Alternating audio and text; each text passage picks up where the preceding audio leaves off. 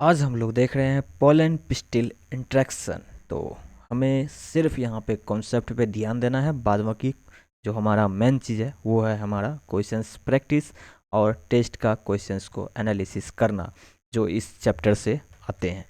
ठीक है, तो आज हम देखने वाले हैं पोलन पिस्टिल इंट्रैक्शन। इसमें इवेंट्स जो होता है, सबसे पहले स्पेसिस चेक से इवेंट स्टार्ट होता है। सबसे पहले तो पोलन का हम स्पेसिस चेक करेंगे, सेम स्पेसिस से है कि नहीं।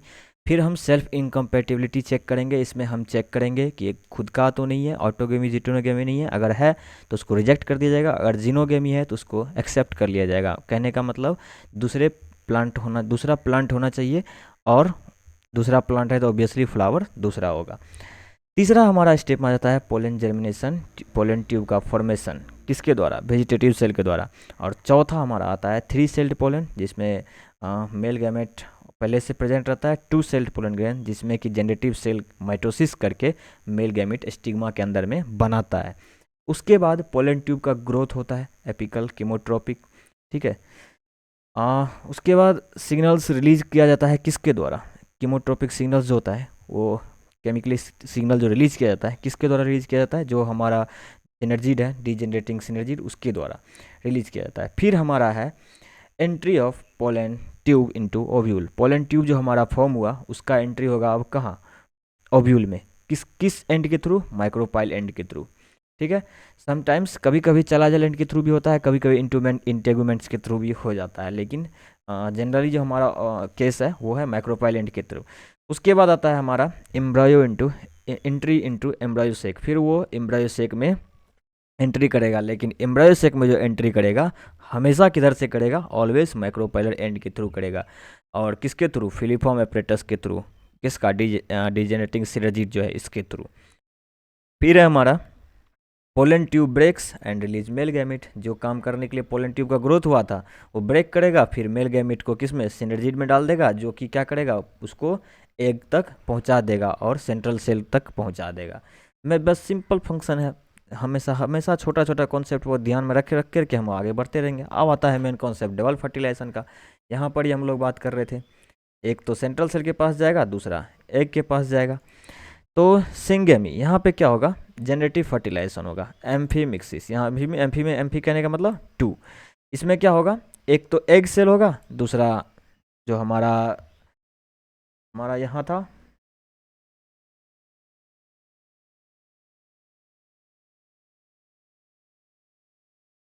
Sperm cell 1। ठीक है, ये हो गया हमारा दूसरा। ठीक है, तो हमारा यहाँ पे क्या बन जाएगा, जैगोड फाइनली बन जाएगा, वो भी डिप्लॉयड। एक हैप्लॉयड यहाँ, एक हैप्लॉयड यहाँ, फाइनली हमारा फ्यूज होकर के क्या होगा, डिप्लॉयड बन जाएगा जैगोड। फिर इसी तरह से हमारा यहाँ पे है ट्रिपल फ्यूजन, जिसमें कि वेजिटेटिव फर्टिलाइजेशन होगा, ट्रोफोमिक्सिस होगा। ट्रॉफिक न्यूट्रिशन पता ही है, ट्रोफो में ट्रॉफी का है, इसका मतलब होता है न्यूट्रिशन। यहाँ पे क्या होगा, 2 हैप्लॉयड पोलर न्यूक्लियाई होगा और एक स्पर्म सेल 2 होगा। 2 हैप्लॉयड पोलर न्यूक्लियाई किसका, सेंट्रल सेल का, और एक स्पर्म सेल का। यहाँ पर कैसा तो प्लॉयडी हो जाएगा 3n। ठीक है, ट्रिप्लॉयड प्लॉयडी हो जाएगा यहाँ पे। यहाँ पे हमारा जो स्पर्म न्यूक्लियस होगा वो प्राइमरी एंडोस्पर्म न्यूक्लियस हो जाएगा, और सेल जो होगा हमारा वो प्राइमरी एंडोस्पर्म सेल हो जाएगा, जिसको हम लोग पीईसी कहते हैं। अब हमारा है post fertilization event. Post fertilization event में हमें क्या देखने के लिए मिलता है, सबसे पहले जैगोट से एम्ब्रायो बनेगा, और प्राइमरी एंडोस्पर्म सेल जो है वो हमारा एंडोस्पर्म में चेंज हो जाएगा, और ओव्यूल जो है वो सीड में चेंज हो जाएगा, ओवरी जो है फ्रूट में चेंज हो जाएगा। एंटीपोडल सिनर्जिड जो है, एंटीपोडल सिनर्जिड, ये सब क्या हो जाएगा, ये सब डीजेनरेट हो जाएगा। अब हम लोग आगे बात करते हैं कि इंटेगुमेंट्स जो है ये लोग क्या होगा, ये लोग सीड कोट में चेंज हो जाएगा, और एक क्या होगा, स्टिग्मा स्टाइल स्टेमन सेपल पेटल, ये सब ड्राई होकर के फॉल ऑफ हो जाएगा, यानी कि गिर जाएगा। कुछ स्पेशल मतलब कि हम लोग पिछले चैप्टर्स में देखे हैं, वहाँ पर परसिस्टेंट कैलिक्स, इसमें क्या होता है, ये बच जाते हैं। जैसे कि एग्जांपल आप देख लो, ड्राई होकर के फॉल ऑफ नहीं होते हैं, लगे रह जाते हैं पेड़ में ही। तो वो एग्जांपल है सोलेनेसी, और दूसरा अपना है लेडीज फिंगर। तो ये कुछ एग्जांपल है जो ध्यान में रखना है। बेसिकली आप स्क्रीनशॉट ले सकते हो इसको, मैं आपके लिए पूरा क्लीन कर देता हूँ, आप इसका स्क्रीनशॉट ले लो।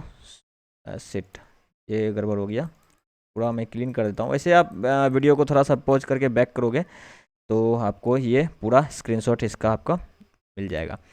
ठीक है, अब हम लोग देखते हैं इंडोस्पर्म डेवलपमेंट। इंडोस्पर्म डेवलपमेंट क्या होता है? एम्ब्रायोजेनेसिस से पहले होता है, क्योंकि इससे हमको क्या एम्ब्रायो को क्या करना है? नोरिशमेंट प्रोवाइड करना है। तो नोरिशमेंट ही नहीं होगा तो एम्ब्रायो का डेवलपमेंट कैसे होगा?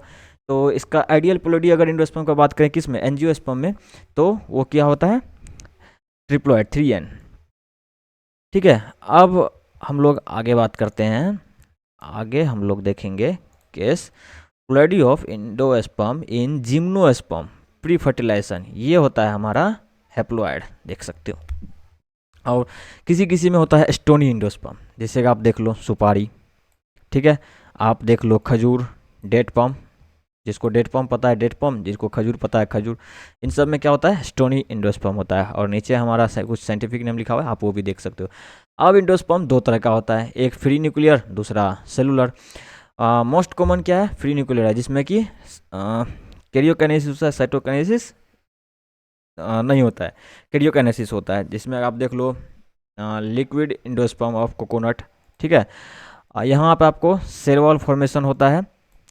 जैसे कि आप वाइट एडिबल पार्ट देख लो, जिसको हम लोग कर्नल भी बोलते हैं, कोपरा भी बोलते हैं, किसका? कोकोनट का। ये रहा हमारा प्राइमरी इंडोस्पर्म न्यूक्लियस। ये क्या होता है? यहाँ पर अपना जो सेल न्यूक्लियस होता है, वो जो यहाँ पर है, इसके पास सेल वॉल नहीं होता है। फिर कुछ क्या होता है? कुछ सेल वॉल से ये सराउंडेड होने लगते हैं, इसके चारों तरफ सेल वॉल होने लगते हैं, तो ये क्या हो जाता है? सेलुलर फॉर्म में चेंज होने लगता है। और बीच में अभी भी कुछ पार्ट जो है, ये यहाँ पर अभी भी वो लिक्विड के फॉर्म में है, तो लिक्विड इंडोस्पर्म और बीच में वैसे भी रह जाता है। तो आप कोकोनट का बेस्ट एग्जांपल आप देख सकते हो, वहाँ से आप इजीली आप समझ पाओगे। ठीक है, फिर है हमारा सीड। सीड हमारा भी दो तरह का है, एंडोस्पर्मिक, नॉन एंडोस्पर्मिक, एल्बुमिनस और एक्स एल्बुमिनस बोलते हैं। तो एंडोस्पर्मिक में क्या होगा? इसमें इंडोस्पर्म जो है वो कम्प्लीटली एम्ब्रॉयो द्वारा कंज्यूम नहीं किया जाएगा। ठीक है, कम्प्लीटली कंज्यूम नहीं होता है। और जो नॉन इंडोस्पर्मिक होता है, इसमें जो होता है एम्ब्रॉयो, वो इंडोस्पर्म कम्प्लीटली इंडोस्पर्म को मतलब कंज्यूम कर लेता है। ठीक है, इसमें इसका जो मैच्योर सीड होगा, उसमें एक भी इंडोस्पर्म आपको देखने के लिए नहीं मिलेगा। एग्जांपल देख लो आप, फेबियसी, ब्रासिकेसी, डेकोड, ऑर्किड, मोनोकोड, सनफ्लावर ले लो आप, बेस्ट एग्जांपल सनफ्लावर में ले लो आप। इसका जो एग्जांपल देखोगे जिसमें कि इंडोस्पर्म रह जाता है, वो आपका पोएसी, लेलियसी, कैस्टर, सोलेनेसी देख लो आप, डेकोड। इसमें क्या होता है? आपका इंडोस्पर्म रह जाता है, कंप्लीटली कंज्यूम नहीं होता है। किसके द्वारा? एम्ब्रायो के द्वारा, क्योंकि नोरिशमेंट तो उन्हीं को करना है ना। फाइनली आता है हमारा प्रोसेस एम्ब्रायोजेनेसिस। एम्ब्रायोजेनेसिस में आपको क्या होगा? जाइगोट जो होता है वो आपको डिप्लॉयड देखने के लिए मिलेगा, लेकिन सिंगल सेल देखने के लिए मिलेगा। इसको डबल ट्रिपल मत कर देना भाई, मल्टी सेलुलर मत कर देना। ये डिप्लॉयड है बट सिंगल सेल्ड है। माइटोसिस प्रोसेस होगा, ये एम्ब्रायो में चेंज होगा, वो भी डिप्लॉयड होगा, बट ये मल्टी सेलुलर होगा। 2 स्टेज 4 स्टेज जो भी होगा, 2 सेल्ड 4 सेल्ड 8 सेल्ड ऐसे करके। ठीक है, इसको हम लोग बोलते हैं प्रोजेनेटर ऑफ नेक्स्ट जनरेशन। ठीक है, नेक्स्ट जनरेशन का ये क्या है? प्रोजेनेटर है। और इसको बोलते हैं वाइटल लिंक, लिंक बिटवीन दो जनरेशन। जाइगोट जो है, दो जनरेशन के बीच का ये क्या है? लिंक है। ठीक है, तो देखो अभी हमारा और भी फटाफट से होने वाला है कंप्लीट। अब देखो डाइकोट में क्या होता है, आप ये देख लो, ये हमारा इंडोस्पर्म यहाँ पे रह गया, जो हमारा प्लोडी क्या है? 3N। और ये हमारा उसी में से एक जो है आप कह सकते हो डिफ्रेंशिएट करके वो जाइगोट में चेंज हो रहा है, उसका प्लोडी है 2N। ठीक है, अब ये हम जाइगोट को मेनली हमको जाइगोट पढ़ना है। ये माइक्रोपाइलर एंड तरफ है, और ध्यान रखना है ये चलाजल एंड तरफ है, और चलाजल एंड तरफ नीचे होता है, माइक्रोपाइल एंड ऊपर होता है। अब हम लोग जाइगोट को लेकर के अगर आगे बढ़ते हैं, तो यहाँ पर कैसा डिवीजन होगा? एसिमेट्रिक माइटोसिस होगा। एसिमेट्रिक कहने का मतलब एक छोटा एक बड़ा। अब देखो यहाँ पर जो एम्ब्रायनल सेल था वो क्या हो गया? छोटा है, और जो हमारा सस्पेंसर सेल है वो क्या है? बड़ा है। तो इम्ब्रायोनल सेल जो है, यही चल करके हमारा आगे चल करके इम्ब्रायो बनेगा, और सस्पेंसर सेल जो है, ये हमारे इम्ब्रायोनल सेल को क्या करेगा? नरिशमेंट प्रोवाइड करेगा। ठीक है, चैनलाइज करेगा नरिशमेंट। और ये जो होता है 6 to 10 सेल्ड का होता है सस्पेंसर। ठीक है, और ये हमारा होता है, ये हमारा फर्दर डिफ्रेंशिएट कर करके क्या हो जाएगा? ये फर्दर डिफ्रेंशिएट करके हमारा 8 सेल्ड का एम्ब्रायो बन जाएगा, जिसको हम लोग कहते हैं प्रो एम्ब्रायो।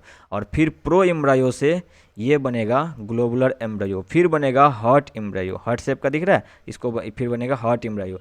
फिर हमारा फाइनली बनता है मैच्योर एम्ब्रायो। ये हमारा टिल्टेड है, ठीक है, झुका हुआ है तो कुछ इस तरह से देखने को मिलेगा। इस स्ट्रक्चर को हम लोग हाइपोकोटाइल बोल देते हैं, इसको एपिकोटाइल बोल देते हैं, फिर इसको प्लूम्यूल बोल देते हैं, और इसको जो यहाँ पर है सपोर्टिंग, यहाँ पे रेडिकल है, और रेडिकल के जस्ट जो यहाँ पे आपको दिख रहा है ये हमारा अपना रूट कैप है।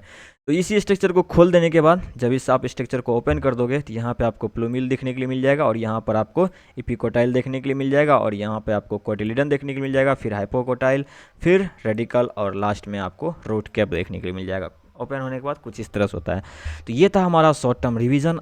आई होप कि आपको समझ में आया होगा। जहाँ भी दिक्कत होता है आपको जस्ट कमेंट में आपको बताना है कि यहाँ पर हमको दिक्कत रह गया है, तो आपको एक लाइव सेशन रखा जाएगा, या फिर आप चाहो तो कहीं भी डिस्कशन कैसे भी करके कमेंट में भी आपको अगर शॉर्ट में आपको बता दिया जाएगा। अगर वहाँ पे समझ में आ जाती है तो ये तो बहुत अच्छी बात है, अगर नहीं होती है तो फिर कोई बात नहीं, हम लोग उसको नेक्स्ट सेशन में भी कवर अप करने का कोशिश करेंगे। तब तक पढ़ते रहिए, और हाँ, क्वेश्चंस प्रैक्टिस ज़रूर कीजिए, टेस्ट का क्वेश्चंस लगाइए, और क्वेश्चन को टेस्ट लगाने के बाद उसको एनालिसिस कीजिए कि इस चैप्टर में आपको कहाँ दिक्कत रह गया और उसका कॉन्सेप्ट कहाँ आपको मिलेगा। कॉन्सेप्ट ज़रूर से क्लियर कीजिए। मिलते हैं अगले लेक्चर में, तब तक के लिए टाटा बाय बाय।